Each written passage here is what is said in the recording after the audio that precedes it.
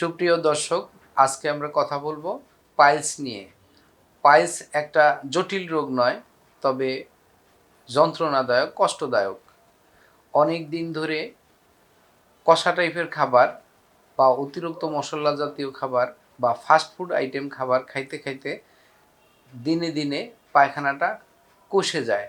কষে যাওয়ার ফলে কখনো কখনো মলদ্বার ফেটে যায়, কখনো মলদ্বার ফুলে যায়, কখনো বা গেজের মতো বের হয়ে যায়। যখন ফেটে যায়, রক্ত যায়, তখন আমরা অ্যানাল ফিসার বলি। যখন গেজের মতো বাইর হয়, তখন আমরা তাকে পাইলস বলে শনাক্ত করি। যদি সেখান থেকে নালীঘায়ের উৎপত্তি হয়, পুঁজ যায়, কিছুদিন ভালো থাকে, আবারও ছিদ্র হয়ে বা নালী দিয়ে পুঁজ পড়তে থাকে, অতি যন্ত্রণা করে, খুব কষ্টদায়ক, সেটাকে আমরা ফিস্চুলা বা ভগন্দর বলি। পাইলস হলে আমরা সাধারণত 4টা ওষুধের উপরে প্রাথমিকভাবে নির্ভর করতে পারি। 1 নম্বরে এসকিউলাসিভ, 2 নম্বরে অ্যাসিড নাইট্রিক, 3 নম্বরে সাইলিশিয়া, 4 নম্বরে কলিনসোনিয়া।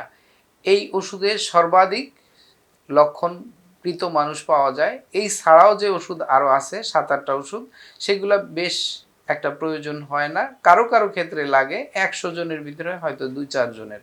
এই ওষুধগুলাই অন্তত 90% থেকে 95% পেশেন্টের ক্ষেত্রে এই 4টা ওষুধই বেশি আসে। 2-4-5 জনের ক্ষেত্রে ব্যতিক্রম 2-1টা ওষুধ আসতে পারে। আপনারা লক্ষণ ভেদে প্রয়োজনে ইন্টারনেট থেকে লক্ষণগুলা দেখে আপনার দেহের সাথে লক্ষণ মিলিয়ে ওষুধটি ব্যবহার করেন। আশা করি 100-র ভেতরে 100ই রেজাল্ট পাবেন। 2-100-র মধ্যে একটা ব্যতিক্রম হইতে পারে। যদি তা সম্ভব না হয়, তাহলে আমরা অবশ্যই পাশাপাশি একজন অভিজ্ঞ হোমিও ডাক্তারের পরামর্শ নিয়ে ওষুধটা সেবন করুন। আশা অনুরূপ ফল পাবেন। হোমিওপ্যাথি ওষুধে তেমন কোনো সাইড এফেক্ট নাই, যেহেতু এগুলা বিভিন্ন হার্বাল টাইপের ঔষধ থেকে বা হার্ব থেকেই ওষুধগুলোর উৎপত্তি। যেমন আপনি করলা খাইলে কম খান বেশি খান, উপকার ছাড়া ক্ষতি কতটুকুই সে করতে পারে। আপনি থানকুনি পাতা খাইলে সে কতটুকুই আপনাকে ক্ষতি করতে পারে। তেমনি এই রকম গাছগাছড়া থেকে হোমিওপ্যাথির বেশিরভাগই উৎপত্তি, যেই কারণে তেমন একটা সাইড এফেক্ট করে না। উপকার না করলেও তার তেমন কোনো পার্শ্ব প্রতিক্রিয়া হয় না। কিছু কিছু ঔষধে অধিক পার্শ্ব প্রতিক্রিয়া হয়, সেগুলা ডাক্তার ছাড়া ব্যবহার করাই উচিত নয়। পাইলস হলে আপনারা নিরামিষ টাইপের খাবারের উপরে বেশিরভাগ দৃষ্টি দিবেন, শাকসবজি বেশি খাবেন, ফলমূল বেশি খাবেন, বিশেষ করে গরুর মাংস, চিংড়ি মাছ, বাইং মাছ, টক, অতিরিক্ত মশলা জাতীয় খাবার বা ফাস্ট ফুড আইটেম আপনাকে অবশ্যই অ্যাভয়েড করতে হবে।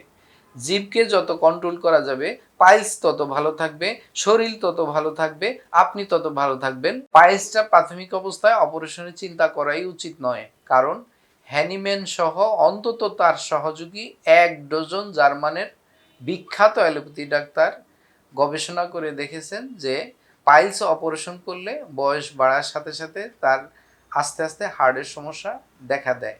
অতএব একটা রোগকে সারতে গিয়ে আরেকটা রোগের ঝুঁকি বাড়ানোর কোনো প্রয়োজন আছে বলে মনে করি না। শুধু হোমিও ডাক্তার নয়, আমি একজন সচেতন মানুষ হিসাবেও মনে করি আপনাদেরকে অপারেশনের আগে অবশ্যই একবার হোমিওপ্যাথি চিকিৎসা নিয়ে দেখুন। আশা করি আশা অনুরূপ ফল পাবেন। প্রতিদিন অন্তত আমি 70 থেকে 100 জনের মতো পেশেন্ট দেখি, তার ভিতরে অন্তত 8-10 জন তো পাইলসের রোগী থাকবেই।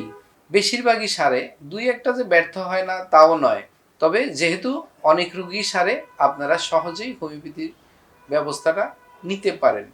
তবে অনেকের ক্ষেত্রে দেখা যায় অনেক মা বোনেরা লজ্জায় বিষয়টা বলতে চায় না, যে ডাক্তারকে কিভাবে দেখাবো, কিভাবে বলবো। আসলে বললেই হয়, দেখাবার প্রয়োজন হয় না। যদি আপনি ঠিকমতো স্পেসিফিক বলতে পারেন, তাহলে ডাক্তার ধরেই নিতে পারে যে আপনার পাইলসটা কী টাইপের বা কোন ধরনের। যারা অভিজ্ঞ, তারা শুনতে শুনতে, দেখতে দেখতে, বুঝতে বুঝতে একটা অভিজ্ঞতা তো অবশ্যই অর্জন করে। আপনার কথা শুনলেই উনি আপনাকে বুঝে সুন্দর ওষুধটা দিতে পারবে। সেই নিয়ে আপনারা লজ্জাবোধ করার কোনো কারণ নাই। অনেকের ধারণা যে হোমিওপ্যাথি আজীবন ওষুধটা খেতে হয়। আমি মনে করি তাই না।